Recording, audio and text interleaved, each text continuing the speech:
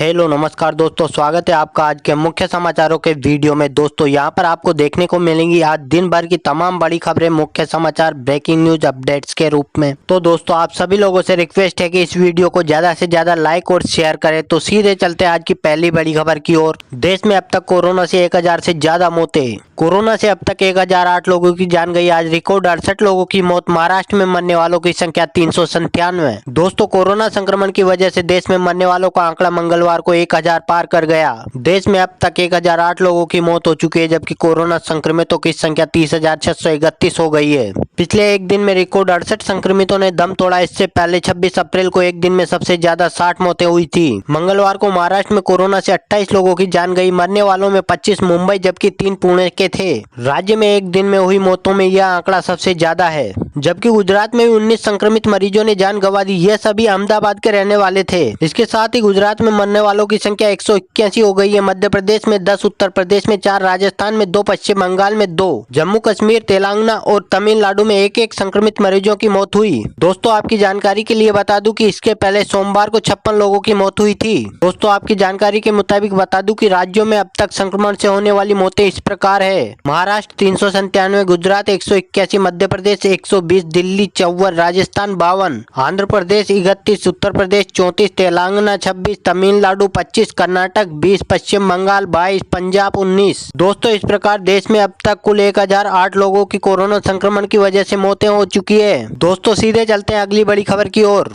दोस्तों देश में कोरोना वायरस से अब तक 31,361 केस। दोस्तों नागालैंड सरकार ने पेट्रोल पर 6 रुपए और डीजल पे 5 रुपए कोविड-19 सेस लगाया। ऐसा करने वाला पहला राज्य। दोस्तों इसके साथ ही देश में कोरोना संक्रमितों की संख्या 31,361 हो गई है। दोस्तों मंगलवार को गुजरात में 226, मध्य प्रदेश में 222, दिल्ली में 206, राजस्थान में 102, तमिलनाडु में 121 समेत 1900 से ज्यादा रिपोर्ट पॉजिटिव आई है। दोस्तों आपको बता दें कि आज नागालैंड सरकार ने पेट्रोल पर 6 रुपए, डीजल पे 5 रुपए कोविड-19 सेस लगाया। दोस्तों यह देश का पहला राज्य है जिसने कोरोना संकट पर इस तरह का फैसला लिया। दोस्तों यह आंकड़े covid19india.org और राज्य सरकारों से मिली जानकारी के अनुसार है। दोस्तों स्वास्थ्य मंत्रालय के मुताबिक देश में कोरोना मरीजों की रिकवरी रेट 23.83% हो गई है। तो देश में 17 ऐसे जिले हैं जहाँ पहले केस आए थे, लेकिन पिछले 28 दिनों से कोई मामला सामने नहीं आया है। दोस्तों स्वास्थ्य मंत्रालय के संयुक्त सचिव लव अग्रवाल ने बताया कि आईसीएमआर का कहना है कि कोरोना के लिए कोई थेरेपी नहीं है। ऐसे में प्लाज्मा थेरेपी को इसके लिए इलाज नहीं कहा जा सकता। आईसीएमआर ने सिर्फ इसे अध्ययन के लिए शुरू किया है। दोस्तों सीधे चलते हैं अगली बड़ी खबर की ओर। टेस्टिंग किट पर टकराव। जी हां दोस्तों, भारत ने रैपिड टेस्टिंग किट का ऑर्डर कैंसिल किया तो चीन ने कहा हमारी किट को घटिया बताना गलत और गैर जिम्मेदाराना। दोस्तों भारत सरकार ने सोमवार को चीन की 2 कंपनियों को दिया गया रैपिड टेस्टिंग किट का ऑर्डर कैंसिल कर दिया था। जी हां दोस्तों, अब इस मामले में टकराव शुरू हो गया है। चीन ने मंगलवार को कहा कि हमारी किट को घटिया होने का टप्पा लगाना अनुचित और गैर जिम्मेदाराना है। ऐसे बयान पूर्वाग्रह से ग्रसित है। चीन ने कहा कि हम कोरोना वायरस से लड़ाई में ईमानदारी से भारत का समर्थन कर रहे हैं और इसके लिए ठोस कदम भी उठा रहे हैं।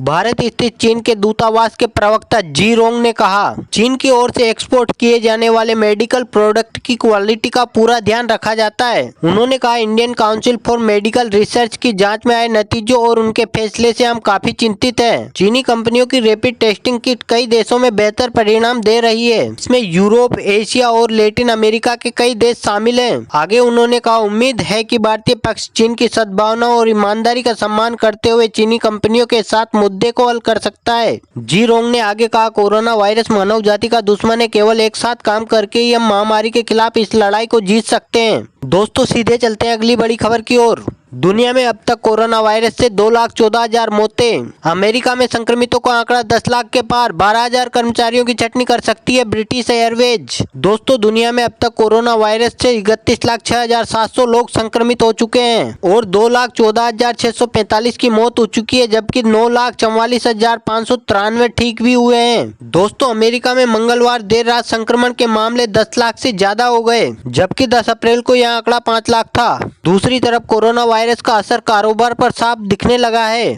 एक रिपोर्ट के मुताबिक आर्थिक संकट की वजह से ब्रिटिश एयरवेज 12,000 कर्मचारियों की छटनी कर सकता है। दोस्तों, आपकी जानकारी के लिए बता दें कि एशियन डेवलपमेंट बैंक ने मंगलवार को संक्रमण से निपटने के लिए भारत को $1.5 बिलियन के कर्ज को मंजूरी दे दी। यह रकम बीमारी की रोकथाम और आर्थिक तौर पर कमजोर वर्ग की सामाजिक सुरक्षा पर खर्च होगी। एडीबी के अध्यक्ष मात्सुगु असाकावा ने कहा कि हम इस चुनौती से निपटने में भारत का समर्थन करने के लिए प्रतिबद्ध हैं। दोस्तों, कोरोना वायरस से सबसे ज्यादा प्रभावित 10 देश इस प्रकार हैं। America 10,22,259, Spain 2,32,128, Italy 2,01,505, France 1,65,842, Germany 1,59,239, Britain 1,57,149, तुर्की 1,14,653, रूस 93,558, ईरान 92,584, चीन 82,836। दोस्तों, ये आंकड़े www.worldometers.info/कोरोना वायरस से लिए गए हैं। दोस्तों, सीधे चलते हैं अगली बड़ी खबर की ओर। कोरोना पर सरकार, स्वास्थ्य मंत्रालय ने कहा प्लाज्मा थेरेपी से कोरोना का इलाज संभव नहीं, ऐसा करना गैर कानूनी,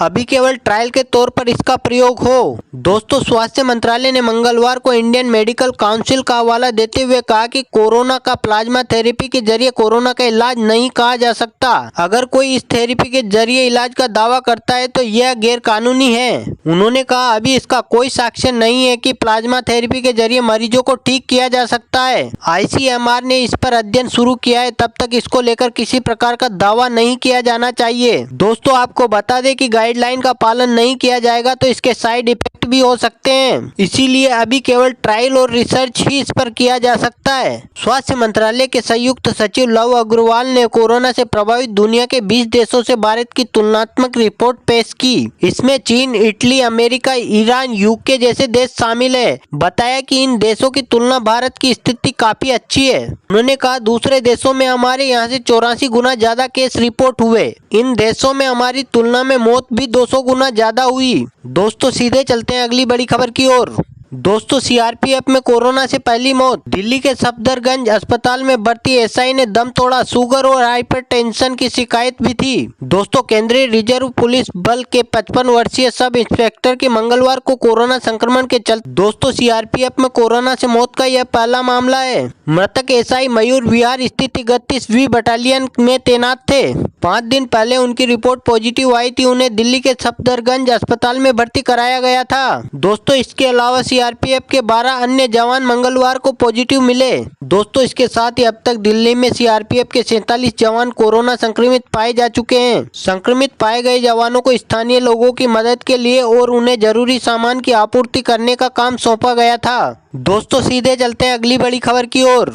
दोस्तों, कोरोना टेस्टिंग में तेजी। स्वास्थ्य मंत्री ने कहा अगले महीने से देश में ही बनाई जाएगी टेस्टिंग किट। 31 मई से रोजाना 1 लाख लोगों की जांच होगी। दोस्तों, कोरोना वायरस संक्रमण की जांच में अगले महीने से काफी तेजी आ जाएगी। दोस्तों, स्वास्थ्य मंत्रालय ने मंगलवार को बताया कि अगले महीने से देश में ही कोरोना की जाँच के लिए टेस्टिंग किट का उत्पादन किया जाएगा। स्वास्थ्य मंत्री डॉक्टर हर्षवर्धन ने कहा कि हम मई तक भारत में RT-PCR और एंटीबॉडी टेस्ट किट बनाना शुरू कर देंगे।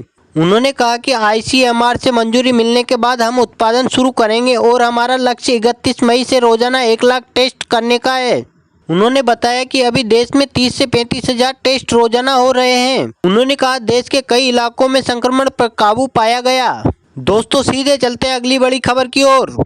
पाकिस्तानी प्रधानमंत्री इमरान खान से नाराज सेना संबंध सुधारने के लिए बदला स्पेशल असिस्टेंट। दोस्तों, पाकिस्तान में प्रधानमंत्री इमरान खान से सेना नाराज चल रही है। दोस्तों, इमरान खान अब अपनी विश्वसनीयता बहाल करना चाहते हैं। इसके लिए उन्होंने इंटर सर्विस पब्लिक रिलेशन के पूर्व chief lieutenant general Asim Saleem Bajwa को अपना स्पेशल असिस्टेंट बनाया है। दोस्तों, पाकिस्तान के science and technology minister Chaudhry Fawad Hussain ने सोमवार को ट्वीट कर बताया कि सलीम बाजवा फिरदौस आशिक अवन की जगह लेंगे। दोस्तों, सीधे चलते हैं अगली बड़ी खबर की ओर। उत्तर कोरिया के तानाशाह किम जोंग उन के गायब होने पर 5 कयास। सोशल डिस्टेंसिंग में रहने और सेना की मॉक ड्रिल में जख्मी होने की भी खबर। दोस्तों, उत्तर कोरिया के तानाशाह किम जोंग उन को लेकर 13 दिन पहले शुरू हुए कयास थमने का नाम नहीं ले रहे। किम 15 अप्रैल को अपने दादा किम इल सुंग की याद में होने वाले सालाना कार्यक्रम में शामिल नहीं हुए थे। ऐसा पहली बार हुआ था। ऐसे में उनके बारे में कई तरह की अटकलें लग रही है।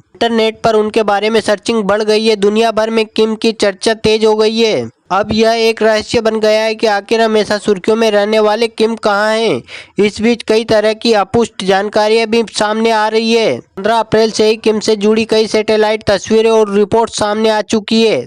इनमें उनकी मौत होने से लेकर उनकी कार्डियोवैस्कुलर सर्जरी होने तक का दावा किया जा चुका है। वहीं अमेरिका के राष्ट्रपति डोनाल्ड ट्रंप ने सोमवार को कहा कि उन्हें किम की सेहत के बारे में सब कुछ पता है, लेकिन फिलहाल वे इस बारे में कुछ नहीं कहेंगे। दोस्तों, आपको हमारी न्यूज अच्छी लगी हो तो हमें लाइक करें, शेयर करें, सब्सक्राइब करें। जय हिंद, जय भारत, वंदे मातरम।